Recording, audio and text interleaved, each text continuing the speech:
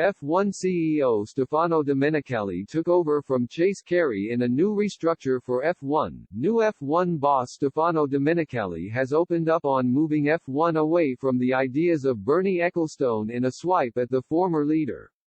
In an interview with f1.com, Domenicali said the sport needed to try new things and approaches to engage new supporters. The official Formula One site even said Ecclestone ran a minimalist operation and claimed the sport had grown threefold by the time Domenicali had taken over. Responding, Domenicali said, "I've always been who I am and I won't change. I approach the job in my own way, it's all about striking a balance. Bernie built the sport and that needs to be respected, but we can also try new things and approaches. We have introduced numerous ways to attract and engage new fans, with Drive to Survive and new formats like the F1 Sprint, but we mustn't forget the fans who've been with us all their lives. While these newer elements are enjoyable for them, too, we need to make sure we have other ways to meet their needs, such as F1 TV. Ecclestone's iron fist approach to F1 was often to the detriment of growth in different audiences. He previously said F1 didn't need social media to engage new fans as they could not afford to buy what F1 advertisers were selling. He added, "Young kids will see the Rolex brand, but are they going to go and buy one?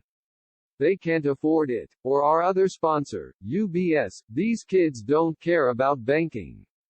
They haven't got enough money to put in the bloody banks anyway. That's what I think. I don't know why people want to get to the so-called young generation. Why do they want to do that? Is it to sell them something? Most of these kids haven't got any money. I'd rather get to the 70-year-old guy who's got plenty of cash."